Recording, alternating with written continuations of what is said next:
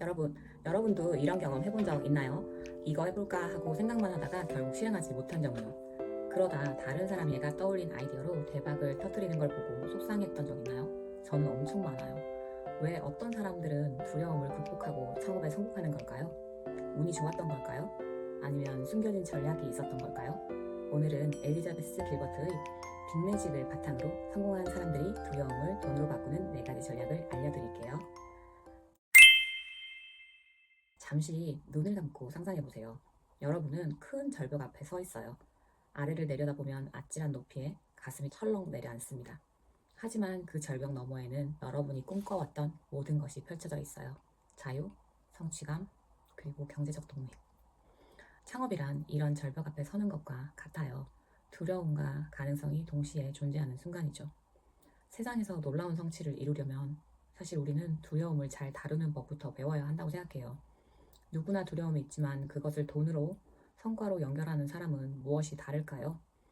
엘리자베스 길버트가 말하는 가장 중요한 포인트 중 하나는 보통 우리는 타고난 천재만이 창의력을 발휘한다고 생각하는데 막상 보면 꾸준히 두려움을 다뤄온 평범한 이들이 더 많은 성과를 낸다는 거죠. 책에서 가장 인상적이었던 사례는 길버트가 자신의 두려움을 어떻게 동반자로 여기는지에 대한 내용이었는데요.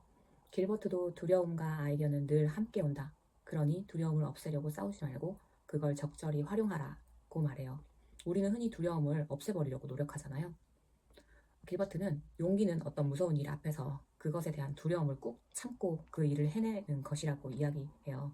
두려움을 없애는 것이 아니라요. 두려움은 여러분의 창조성을 펼칠 때 언제라도 나타날 것이라고 하는데요. 두려움과 창조성은 언제나 함께 짝을 지어 나타나므로 두려움을 위한 자리를 마련해 두라고 합니다. 그녀는 두려움을 마치 여행길의 동반자처럼 대하라고 조언하는데요. 중요한 건 두려움을 없애는 게 아니라 두려움과 함께 가는 것이라고 말하고 있어요. 심지어 어디를 가든 자신과 동반해주는 두려움을 예의를 갖춰 초대하고 환영의 인사말까지 준비해둔다고 하거든요. 두려움에게 이렇게 말하세요.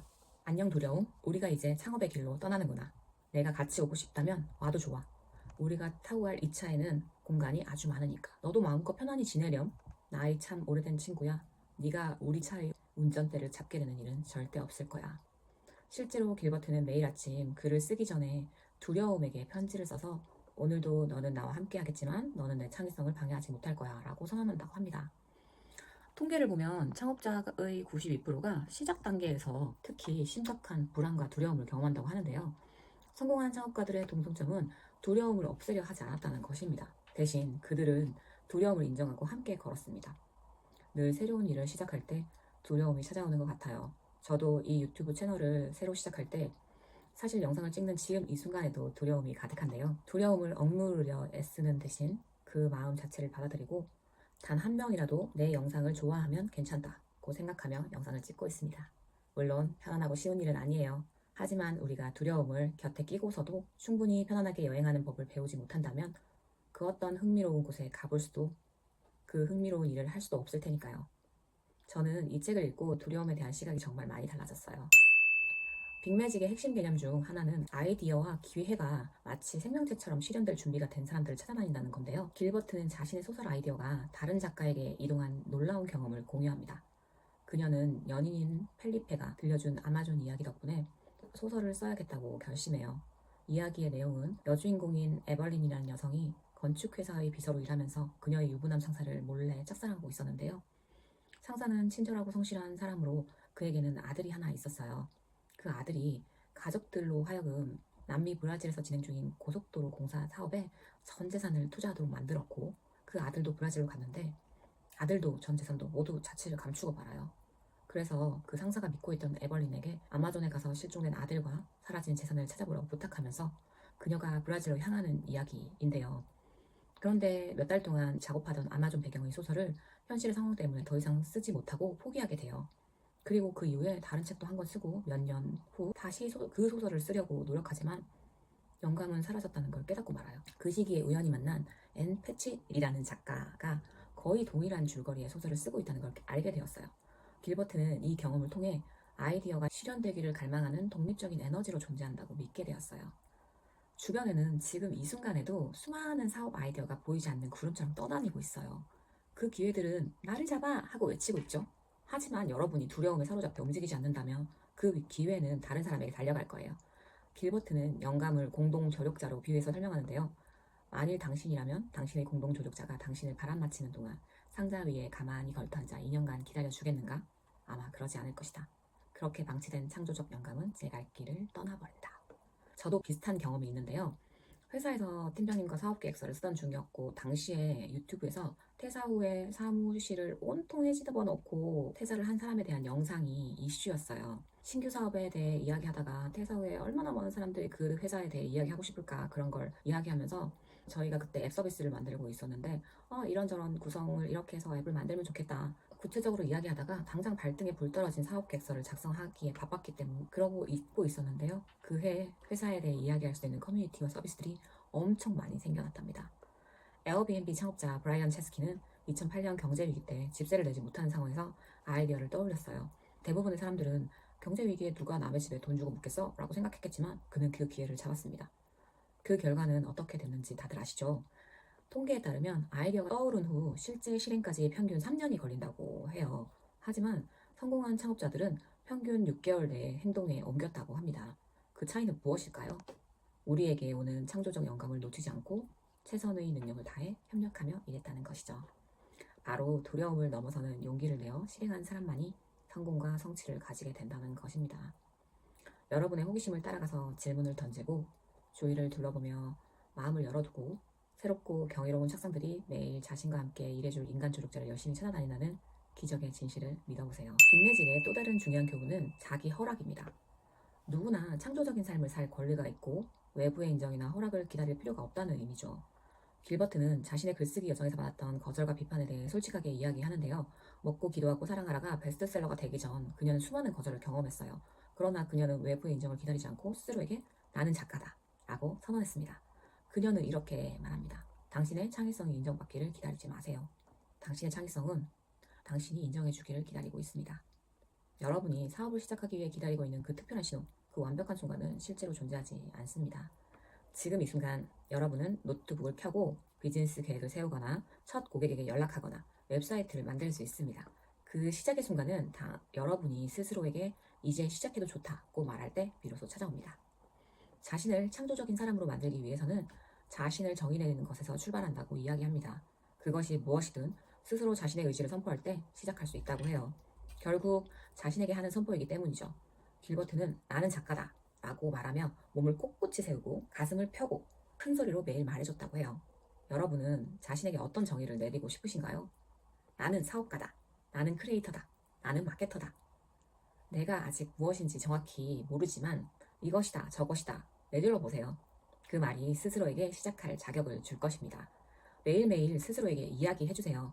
어둡고 부정적인 내면의 목소리들에게 인질협상 전문 요원이 난폭한 사이코패스에게 말을 붙이듯이 차분하고 그러나 단호하게 무엇보다 절대 물러서지 않고 말하라고 합니다.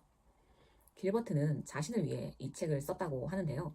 나는 나 좋으라고 이 책을 썼다. 왜냐하면 나는 창조성이라는 주제에 대해 숙고하는 것을 진심으로 좋아하고 즐거워하기 때문이다.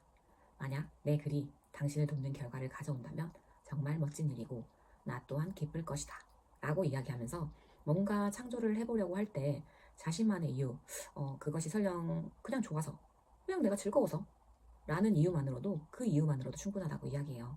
그리고 그저 내가 좋아서 하는 활동이 의도치 않게 다른 사람들에게 많은 도움을 주게 될지도 모르잖아요. 스타벅스의 하워드 슐츠는 커피 전문점을 열기 전에 커피 전문가가 아니었습니다. 그는 단지 자신에게 나는 할 수 있다고 말했을 뿐입니다. 여기서 더 충격적인 사실은 창업에 성공한 사람들 중 73%가 해당 분야의 전문적인 배경이 없었다는 사실입니다. 그들은 단지 자신에게 허락을 했을 뿐입니다. 여러분도 매일 이렇게 선언해보세요. 나는 사업가다. 나는 크리에이터다. 나는 마케터다. 나는 작가다. 이렇게 매일 말하는 순간 여러분의 뇌는 그것을 현실로 만들기 시작합니다.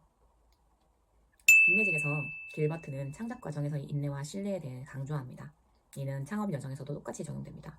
길버트는 자신의 소설 시그니처 오브 올 싱스에서 4년 동안 식물학 연구를 했습니다. 하지만 완벽주의에 빠져 책을 완성하지 못할 위기에 처했을 때 그녀는 완벽하지 말고 그냥 완성하라 라는 조언을 따랐습니다. 그녀는 이렇게 말합니다. 완벽주의는 두려움의 고급스러운 표현일 뿐이다. 완벽하게 하느라 아무것도 시작하지 못하는 것보다 불완전하게나마 시작하는 것이 낫습니다. 창업 여정에서 여러분의 첫 제품, 첫 웹사이트, 첫 마케팅 캠페인은 아마도 완벽하지 않을 거예요. 그것을 받아들이세요. 페이스북의 초기 버전 기억하시나요? 지금의 정교한 플랫폼과는 비교도 안 될 정도로 단순했습니다. 그러나 저크버그는 불완전한 제품으로 시작했고 계속해서 개선을 해나갔습니다. 길버트는 또한 신뢰의 중요성을 이야기합니다. 창작 과정을 신뢰하고 결과보다는 과정에 집중하라는 것이죠. 그녀는 자신의 글쓰기를 보물찾기에 비유하며 매일 조금씩 땅을 파는 것이 중요하다고 말합니다. 어느 날 갑자기 보물을 발견할 수도 있고 아닐 수도 있지만 중요한 것은 매일 삽을 들고 나가는 일입니다. 과정 안에서 좌절감도 찾아오고 실패도 당연히 겪게 될 거예요. 하지만 그 실패도 좌절감도 그 과정의 일부예요. 여러분이 원하는 일을 따르는 가장 불쾌한 측면까지도 꿋꿋이 어려움을 예상하고 즐기시길 바랍니다. 모든 사업은 어려움을 겪습니다. 초기 단계에서 좌절, 예상하지 못한 장애물, 그리고 실패의 순간들. 이것들은 피할 수 없는 여정의 일부입니다. 완벽주의를 버리고 과정 자체를 즐기는 법을 배우세요. 매출이 없는 날들, 고객의 거절, 제품의 결함, 이 모든 것이 여러분을 더 강하고 현명한 사업가로 만들 것입니다. 매일 한 걸음씩 나아가는 인내, 그리고 그 과정을 신뢰하는 것이 무엇보다도 중요합니다. 정리해보면 성공한 사람들은 두려움을 없애려고 하지 않았습니다. 대신 두려움을 인정하고 함께 걸어갔습니다. 그리고 아이디어가 떠오르면 주저하지 않고 빠르게 행동했고 스스로에게 창업할 자격을 부여했습니다. 지금 여러분의 머릿속에도 떠다니고 있는 이야기가 있을 거예요. 길버트가 알려준 전략들로 부담 없고 가볍고 유연하게 또 즐겁게 해나가시길 바라겠습니다. 사업은 단순한 돈벌이 수단 이외에도 가치를 창출하고 문제를 해결하고 세상에 여러분만의 독특한 방식으로 기여하는 방법입니다. 이 여정에서 즐거움을 찾으시길 바랄게요. 즐거움 없이는 어떤 사업도 장기적으로 성공할 수는 없으니까요. 초기 창업자로서 여러분은 이미 대부분의 사람들이 감히 꿈꾸지 못하는 용기를 보여주고 계세요. 두려움을 느끼는 것은 당연합니다. 그것은 여러분이 무언가 중요한 일을 하고 있다는 신호예요. 하지만 두려움이 여러분을 멈추게 하지 마세요. 엘리자베스 길버트가 말했듯이 용기란 두려움 없이 행동하는 것이 아니라 두려움에도 불구하고 행동하는 것입니다. 오늘 여러분의 사업을 통해 세상에 여러분만의 빅매직을 선보일 때입니다.